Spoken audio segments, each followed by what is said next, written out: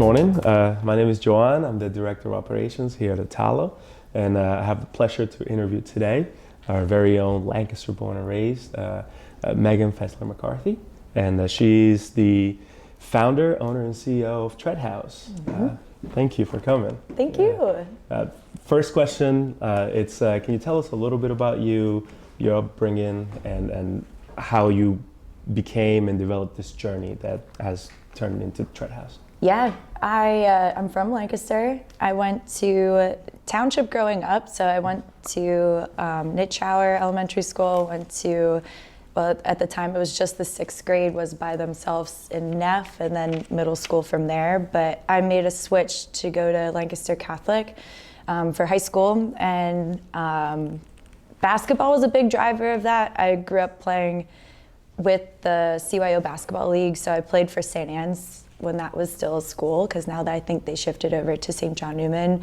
And then I created a good core group of friends through basketball. And even though I went to township, I had a really great time, good experience playing basketball through the CYO League.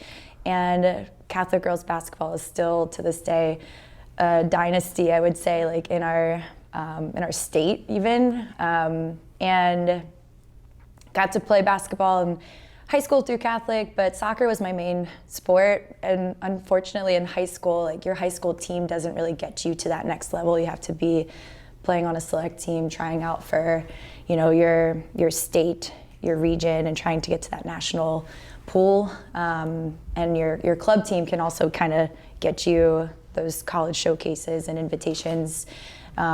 So basketball was a huge part of high school for me, and outside of school, soccer was my main passion, which helped me get to James Madison. So I went to JMU for college and studied kinesiology, minored in business, played soccer all through, and really had no dream, desire to become a business owner. I didn't really know what I would do with like a business background other than just understand and have a, general understanding of what everything kind of encompassed in it. Yeah. But I had my first position in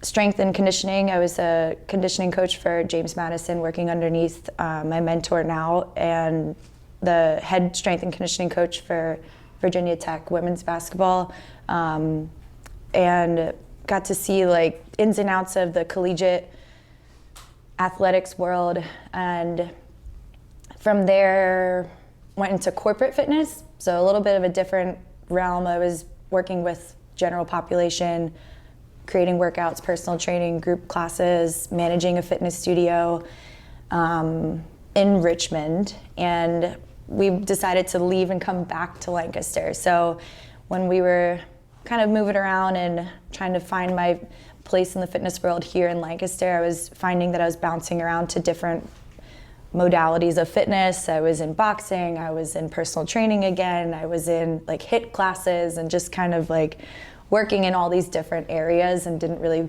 feel like I found my home or a place that valued and really took extra good care of their people. So it was just upsetting to see that, like, you go to school, you get your education, you get all these certifications, so you come in ready to work, and you're getting kind of nickeled and dimed by the places that you're going to, and you're hustling to find your audience, your clients, and they really don't kind of give you that support and try to help and keep you there. So it was just like, it's a grind, unfortunately. I feel like the fitness industry has this like kind of a dark hole in trying to make your way and make a living off of it too. So I kind of kept grinding, and unfortunately too with little kids at the time. So starting a business was a very grueling, daunting place, but COVID happened on top of it. So that wasn't helping much at all either. And it just kind of was born. I was so tired of hopping from different job to job and constantly under, its own structure, so I didn't really have the flexibility and freedom to tweak it for a certain individual, because I mean, in the group fitness world, like even though like if we were all in class, you know, you wouldn't be able to come over and make a touch point to help somebody to fine tune it to make sure that they're getting the success what they need, if it's going to be off script of what the workout is for that day. So I felt like to meet a staff where they need, you know, the care and attention, and also the people that are coming in for their workout, I felt like I could go out on a leap and make my own. So after sitting down and trying to figure out like a business plan and understand, then get my business minor back into play there. But also too, like after just being in these different spaces, I knew exactly what that was going to be and what could make it different from what's out there. I knew my vision, even though I wasn't really sure how to kind of like take those steps into it, but I just kind of have been trusting the process, and it's just been day at a time, 1 year at a time, but we keep growing, which is really exciting. And yeah, we've been open for over 5 years now. We're on year 5, and staff, team, squad, like our clients, it's just been really, really, really special.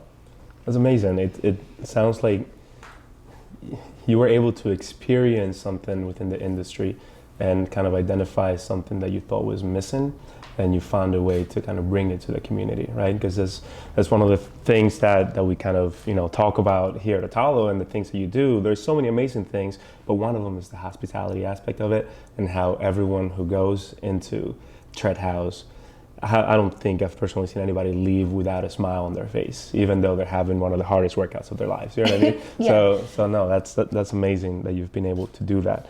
On the same realm of hospitality, right? How do you, what tactics do you use? How do you instill that in your team and yourself, and maintain that over time to be able to provide that type of experience to everyone? Yes, I think that is without a doubt like the most important part of what we do, because it's the gym, working out is very intimidating. And especially if you're going into that gym or a class by yourself and you don't know anybody in the room, it's scary and you don't always feel comfortable. And you know, that could be like a number of different reasons. That could be how you're feeling with your fitness level, how you're feeling that day, if you're tired. And the goal for our staff, and really the standard that we have set, is to really make sure that people feel warm, welcome the second they see you. So you should be greeted, you should be making eye contact, you should be standing at the desk, that rather than, you know, sitting, slouching, not looking, having that body language. And then met with open-ended questions, accepting, no judgment, and meeting constantly each person where they're at, because not everybody is showing up the same. And you know, you could be just starting out, you could be revisiting your fitness and, you know, wellness goals, you could be a seasoned athlete, but everybody is going to be treated with the same respect and inclusiveness when they're coming into Tread House. And from there, you know, whether it's the coach that's meeting you right away, or we call them our front of house staff, you'll be asked a series of questions to just get a really good idea of a snapshot of where you are right now, how you're coming in, how you're feeling, and what your goals are. And then, you know, walking into the studio, we want to make sure that you don't take class asking too many questions or questioning yourself. So we try to, at the front end of, you know, coming in, make sure that you feel like you're understanding what the process is.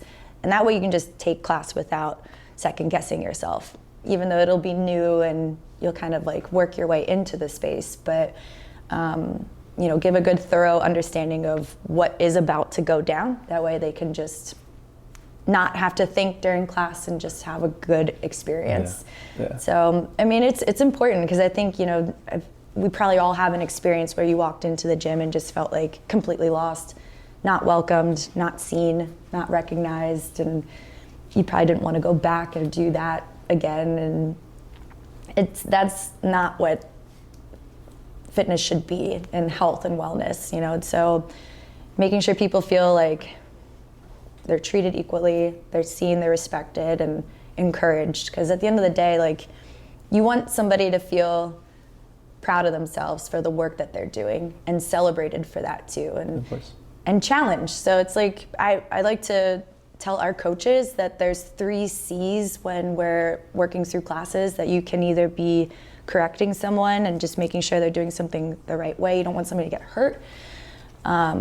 Or recognizing, like, now's a really good time to congratulate someone. Like, they've been working really hard. They've been trying these new things and pushing themselves, and you want to celebrate the fact that they're doing the thing. And or challenging them, because sometimes people can get into a rhythm of going through the motions and picking up the same weight week to week to week. But if I come over and give Leo a blue band while he was using an orange band and it levels him up, then maybe he needed that in that moment to step his game up, you know? So it's just kind of recognizing and over time understanding like what each person needs and being able to read the room and know your people. But it takes an extra eye, it takes an extra level of care that, you know, it kind of goes back to then hiring the right people that can understand that standard and without even questioning the process, like know what to do. And it's just something that we really hold at a high regard that I think makes a difference in the overall experience when you're coming in to take class. That's awesome. Everything that you said, in one way, you've also, which is a testament to how natural these values actually came to mind probably when you were coming up with them. But, you know, some of your core values, one of them being inclusion, and just meaning that everyone gets what they need, you know what I mean? And it's and they're welcome to ask for what they need and receive what they need, right? So that's pretty amazing to see that. And I've been working out for quite a little bit as well, and it's very easy to feel out as like an outsider in a commercial gym, for example, right? Very easy to do that, and it's very hard to feel integrated, right? So that's amazing that you guys look at it from that perspective. You talked a little bit about hiring the right people, right? And there's that, once you recognize them, right? How do you like train them and empower them to share that vision that you have, continue that, and even expand upon that, right? Become their own entrepreneurs within your own journey. It's very special, and I think that like a saying or slogan, if you will, is that you need to hire slowly for the right person. But I don't want to use the word fire, but like if you know that there's a situation that it's just not working well, like you don't want to prolong that experience either. So it's like when you know. But you wait and just make sure that it's the right person first, because you can teach a system, you can teach a process and understand how to drive the mouse, if you will, of understanding the computer process. But if that person doesn't have the customer service and social skills and cues to, again, like read the room and understand how to welcome and talk and check in with people and just, again, like be a good person, then it's hard to teach that part, you know? And I think what we've found is that the coaches, the staff that have been interested and came to us with this, like, hey, I would love to work here. What's the process like? When we sit down and start the interview process and go through like asking these questions and just trying to figure out, you know, who they are, how they would act in a scenario. It goes beyond just like what in paper, what you've done in the past and your previous, you know, positions. So what we like to do is have them take class first and get their feedback and how they felt in their first class, and even if they liked the workout, because if you take class and you didn't really enjoy it and you really don't have any good to say from it, like it probably wouldn't be the best job for you if this is what you would be selling and promoting as, you know, your position. So first thing, it's like take class, understand the process, if it's going to work well for you, if you could talk on it, because if you speak from experience and passion, you're going to feel more confident trying to get your friend to come in and take class, or even just sell a membership. You know, if you're not passionate about it, you don't believe in it, you're probably not going to speak too highly on it. So that part is just make sure like they're bought into, and that way they can feel like they're naturally talking about it. But honestly, like coaches, they're hard to come by because it's a hard position. You know, you're working around most people's availability of when they can go to the gym. So it's early mornings, because most positions in the world are 9 to 5 or like middle of the day. So when we work, it's when most people are usually sleeping or spending time doing other things that are outside of work. So it's not the flashiest hours, but it's passion. You know that it's of service. Mm-hmm. We're not there for our own egos. We're there to help the community. So I think it comes back to like, this isn't about me. This isn't about what I've done. It's not boasting myself. It's helping the people that are showing up to take that class. This is their hour, and how I can help fill their cups and brighten their day, or make, you know, if they have a certain goal in mind, like how are we hitting that and tracking that. So it's a very selfless person, and it's a very passionate and empowering person. Like you've gotten to a point where you want to open the door for someone else. So it takes that, you know, understanding and awareness too as an individual to step into that kind of a coach or trainer role or instructor role, because it's not about you. Yeah. Wow. Yeah, that's all about service, all about others, and then once you start looking at it from that filter, from that perspective, kind of everything else starts to kind of fall into place, right? Yeah. And leading to the, you know, hospitality that you guys are known for, to the environment that you guys are known for, providing for everyone who comes across Tread House. So that's amazing. The Tread House is currently one of one, right? Is there? There is, yeah, just one Tread House. what have you thought about, or what does scaling look like for Tread House, I guess?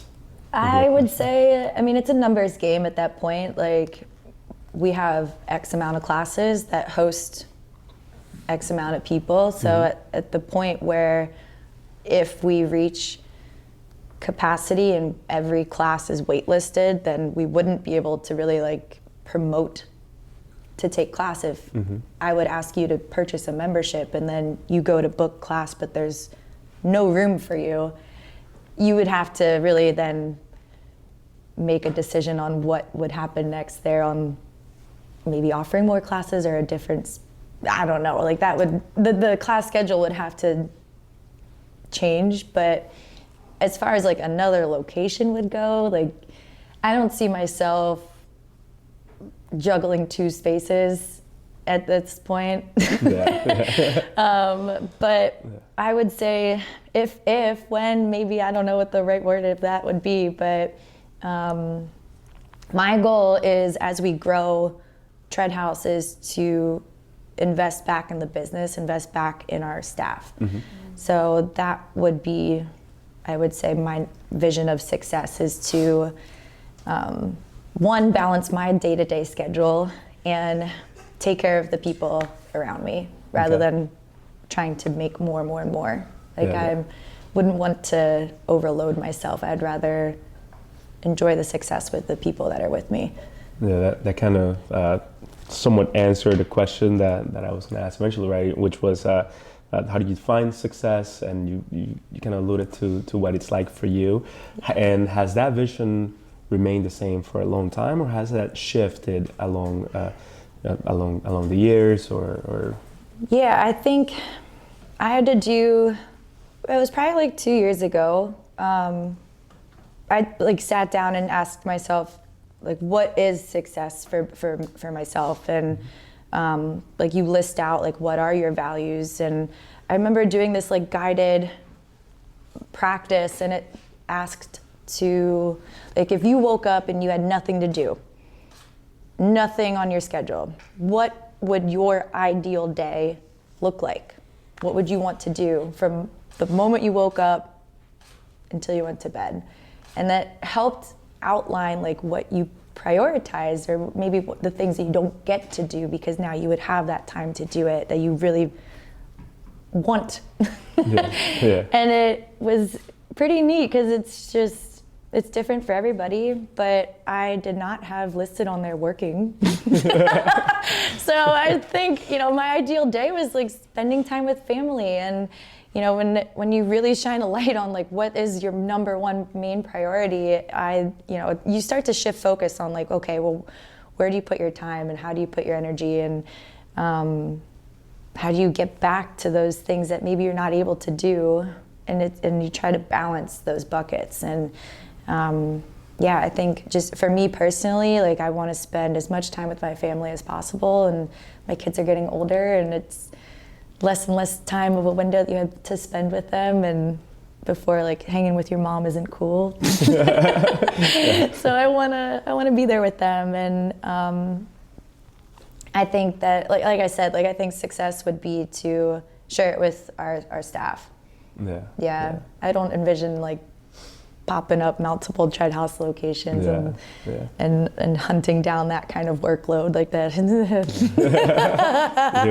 I don't think that's on me right now. It's just not the person I am. You mentioned taking advantage of the time in which, like before, hanging out with your mom isn't at school anymore. Right. Even I can't say that doesn't happen because I understand, but even after that, then that does become the coolest thing ever, honestly. And so I might cry here, so I'm not gonna dive into that, but but thank you for sharing that. Yeah.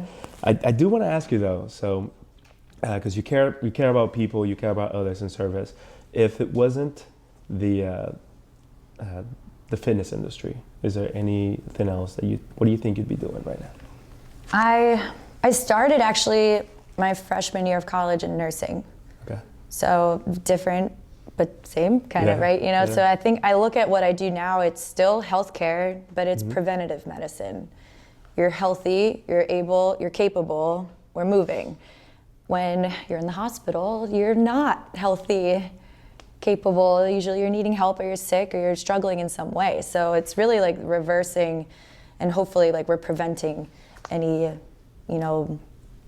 struggle that somebody could potentially be going through. So I still kind of view it in a way, it's like nursing. It's just the good of like you're meeting the healthy rather than having to treat the sick. So it's still of service, it's still in that same umbrella, but I could not manage soccer and the nursing workload. It got to my end of my sophomore year, still declared nursing, and then looking to schedule my junior workload, and clinicals and labs were on the docket, and those are only like set times that you can meet, and it was overlapping with soccer. So I was not able to, with my coach and athletic director, work cohesively with that, which is upsetting, but it is what it is, and I needed to keep my scholarship. So I swapped to kinesiology, but a lot of those classes overlapped just with the sciences and the gen eds that I was taking. So it wasn't a complete 180 on where I was tracking.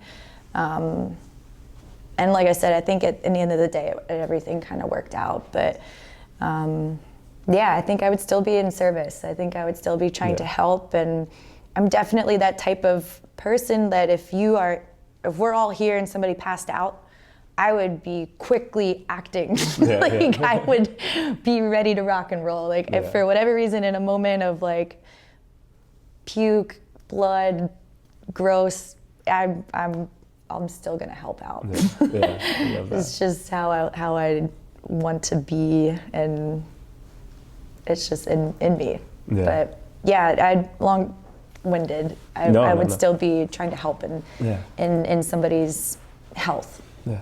That's awesome. I think that's definitely a sentiment that we all share here at Attollo as well. Just helping, providing service.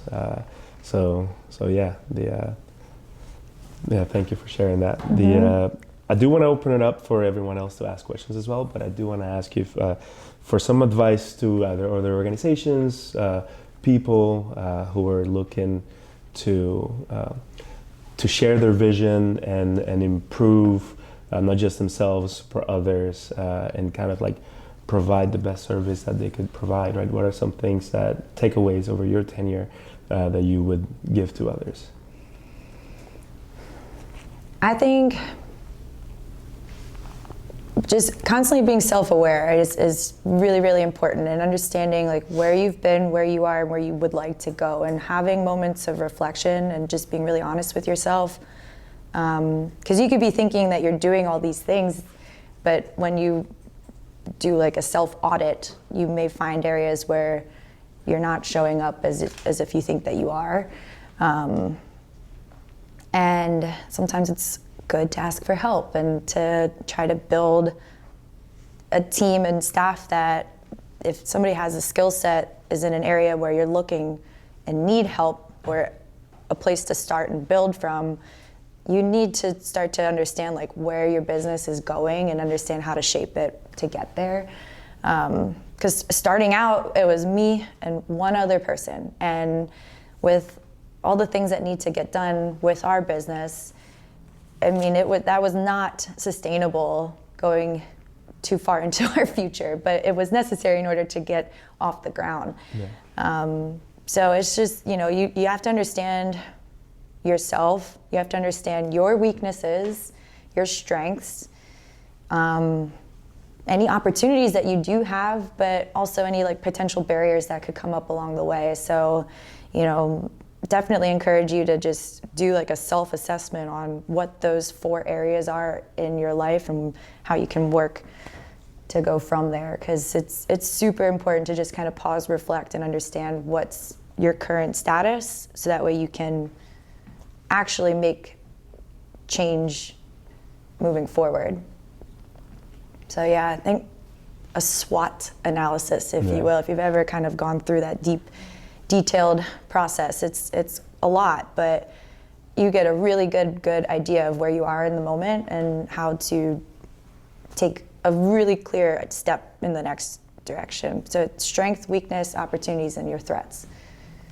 Do you mind if I ask you, in those areas, is there one of them in which you weigh heavier than others? Are the weaknesses more important than what you see the strengths, or vice versa? What would you? This is a question I didn't have. I just thought about that. Yeah. I don't know if one's more than another, because if you're doing really, really, really well in one thing, you're probably not paying attention to something else, So there's just, it's a constant balance of understanding what that is. Mm-hmm. And like I said, like from the jump, I knew I couldn't do it all. And I have my own weaknesses for one, but also like for example, I know I can balance a spreadsheet, but do I want to? No. So in comes my husband, and he helps my finances and understanding. I'm working with an accountant. Like that is energy expenditure that I don't want. Yeah. I understand it, I review it, I know it, but at the end of the day, will have someone else do it. Yeah. So that way I can continue the strengths focus on the things and the energy that doesn't drain me over here, whereas doing a task like that, I would be pretty miserable. Yeah. So just knowing that, and being able to operate from there. Yeah, well, thank you for sharing that. I do want to open the floor to any questions in the audience. Yeah. So given that we're doing a professional development series, how do you see yourself engaging in professional development? I guess I'm thinking from the perspective of like being a dance instructor. How do you make sure that you're staying on top of new trends, maybe like new theories behind how to strengthen and condition certain muscles, like that kind of stuff? Like how do you find yourself doing that type of professional development? Yeah, I think for our industry, like continuing education is huge. Trends, like I think for me, I lean heavily more on like what equipment is new, because there's a lot of I don't know the right way to phrase this, but like you see influencers talking about things and there's no credibility to it, and you just see somebody that looks fit talk about a whole process that there's nothing to it, and it's hard because you have to kind of like fish through what you see, what you hear, what you're reading online, but you really have to do some digging to understand like who said this and where did it come from? Is it even peer reviewed? And like where's the research behind it to actually have some facts behind like where the idea is coming from? So there's I would say for us as instructors, like continuing your education, making sure your certifications are up to date. But for me personally, like where I'm at with Tread House is in the process of updating our equipment and making sure that we're not limiting our members to the goals that they have. And for us, it's the weights that they pick up. So I want to be able to provide the opportunity to get stronger. So for us, I'm looking at our business in phases, and we're getting ready for a new phase and look and feel of our workouts to be able to provide that next level for people to really get strong. Yeah. Yeah. I appreciate that there's like different ways you can look at it. Mm-hmm. You as a business owner taking one approach, but then you also have ways for your coaches to also attack professional development. Yeah. Yeah, and it's neat. Like in fitness, you could really get in a niche. You know, if kettlebells are your thing, go right down that avenue and become certified and provide it in a way that you can speak with all of the knowledge about that kind of modality of fitness, like dancing, and you know you can really get into an expert level and really speak on it that nobody could question it. So that's definitely, you know, hold yourself to that high regard, because knowledge is power in that world. But yeah, for me personally, I mean, I make all of the workouts at Tread House, so the nerd inside of me, it all comes down to programming and numbers. But and selfishly too, like I definitely make these workouts where I wouldn't put somebody through something that I wouldn't do myself and that it wouldn't be backed by science. So, and again, I don't want to limit anybody. Like for example, if we're going to just one rep and it's leg day, and I'm asking you to do a hip bridge and place a weight on your lap so that you can lift your hips up off the ground. Like right now, our heaviest dumbbell is 100. So we have people just doing that for reps. And that's not the point of a max out. The max is that you could just do one rep. So if we are able to have some heavier weights in there and get somebody to just do one solid rep that they wouldn't be able to go back in to do two, that is your true one rep max. So right now we're kind of limited on being able to provide what that one rep would be, because we're finding people are strong and I don't want to leave it right there, you know, right? Like you can lift the house. So that's the goal, is to be able to provide that kind of a space where there is options and no limits, so you can keep pressing them. Thank you. Yeah. So along the line of like development and coaching, you're able to see the progress of your clients like almost every day, especially if they're regular. You see them grow, you see them get faster. How do you carry that mindset into your business when you might not see progress every day? That is a great question. Yeah, I think, again, like having those moments to reflect and sit down and put pen to paper and understand what's happening and where your business is at. Because if you're right, like if you're aimlessly kind of just showing up every day, it's gonna blend and you're not sure where things are at. So taking a step back and just reflecting on where you are, look back on how far you've come, and even just like seeing your staff and where they're at and the progress that they made. It's important. It's important to take a moment and understand like where you've been to know where you want to go. So it's just, you have to make those moments happen though, because just like if you have a project that you're working on, if you don't put time to delegate to do the thing, it's not going to get done. And if you're not sure where you want to go or where you're at even right now, if you don't take time to not work and understand what's happening around you and process it, you're going to feel lost. And that's a recipe to really just burn out. You're not sure where you're going and you don't feel like you have direction. So you got to take moments to understand where you're at. Follow-up question, because you mentioned like timing and allocating time so you can get the thing done. How do you budget your time in a way that like you can get everything done without hitting that threshold, that burnout? I'm not good at it. Yeah. I'll say that.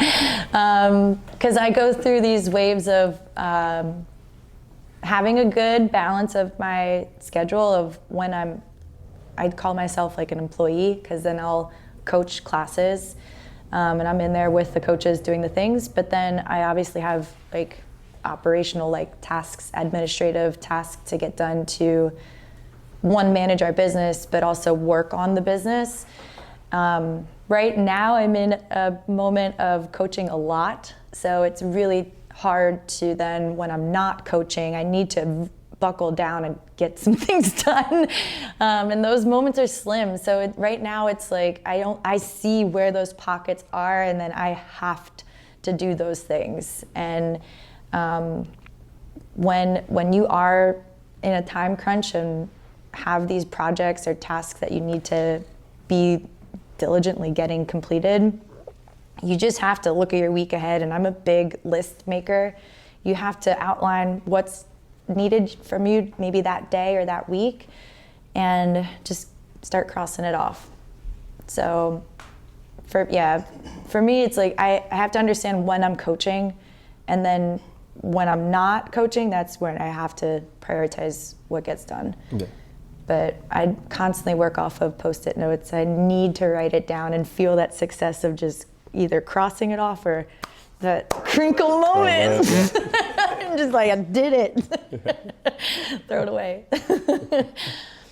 So something that I find really fascinating about Treadhouse is all the strategies that you come up with to create raving fans. So, like, can you talk about some of the things that happen throughout the year that people get really excited about, whether it's hitting certain milestones, whether it's coming in a certain day and being celebrated, whether it is little challenge events, etc. So can you talk about some of those strategies that really helps people get engaged? Yes. I would say we have some like quarterly engagement programs that happen in the studio that just keep people, like you said, like wanting to come in, wanting to come back.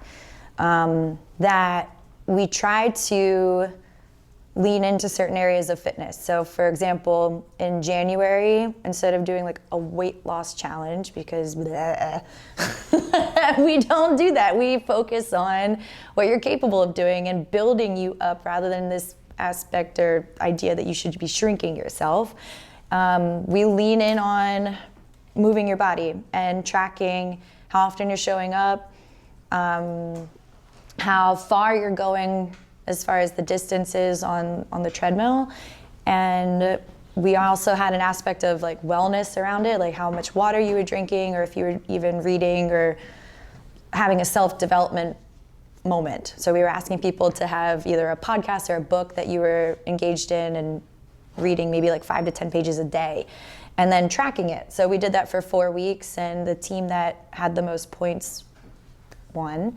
And then we'll do in March for the March Madness for basketball, very similar kind of a tournament setup, if you will, where it's, you win, you advance.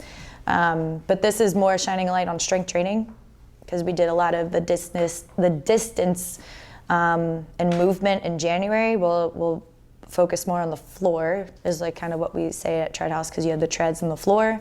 But this is going to be more strength training focused. And then we will do, it's March. In May, we have our open house, but that will lead into the summer. We'll do Survivor Week, which it is what it sounds like. It's just a week of really tough workouts, but it's a challenging aspect of trying to just show up and get it done. We have a bingo challenge that we'll do in the summer, which is fun. It's kind of like a scavenger hunt. It's a camaraderie moment. It's like building up your community. And then we have like our run club. We do that for free, so you can meet with us, get really, really easy pace walk even if you would like to. Like bring your dog, bring your stroller. Like we just want people to connect and move together. So we do that outside of the studio. But we also like to just celebrate how often people are coming in, whether they're 1 time a week members, 2, 3, or unlimited. Once you hit 100 classes, we celebrate that. When you hit 200 classes, we start to gift you things. Like there's a blue hat that we have, like 500 classes, 1,000 classes. Like we start to give some really custom cool gear that people feel like, oh, cool, I'm in this club. You know, like I've made it, I've reached it to this point. And finding new ways to celebrate them along the way. But that hard work, that progress, and like Leo mentioned, like we have like a PR, so like a personal record or a personal best. So if you were on the tread and the last 30 seconds of class was for you to go, we call going ham, but if you're going hard in those 30 seconds and you've never hit that speed before and you come off the tread, and usually people are like bashful and they're like, I went 13 today, and they like whisper it to you, and you're like, dude, that's so cool. Like we need to shout that out. Like you can't just whisper that to me over here. Like I'm gonna yell that to people. And we have a wall where you walk into Tread House and there's Polaroids everywhere, and it's all these different ways that we're basically clapping up the people. So it could be like a personal record on the tread. It could be their 500th class. It could be their birthday. Like it's just different ways to celebrate people are what makes it, you know, that much more special when you can celebrate with other people. Yeah. So yeah, it's just, and people are into metrics. So it's having a process where we will do very similar workouts on a quarterly basis to give people time to train, improve, work hard, revisit it, do the thing, and then get an idea of what it is, and then train, work hard, revisit it, see if it's improved. We have a 1 mile challenge, and that's, you know, it is what it is. Get your mile done as quickly as you can and time it. And when we revisit it, you can try to either match it or beat it, or maybe it looks completely different, and you know that it's coming, you know what you've done in the past, so you just show up. And those are ways too, like we want to make sure that we know what Leo did the last time he ran his mile, and we're gonna come in and be like, all right, Leo, 5 minutes, buddy. And then he's coming in ready to lock in, you know, and he knows what he needs to do, or maybe he's coming in and he's coming off of a knee injury and he has to maybe shift gears. But it's constantly being able to meet people with where they're at. It kind of goes back to that. But like I said, celebrating them along the way. That's amazing. Yes. Yeah. Yeah.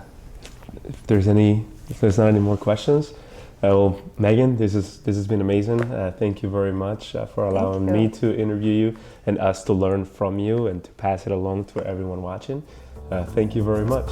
Absolutely. Yeah. Thank you, guys.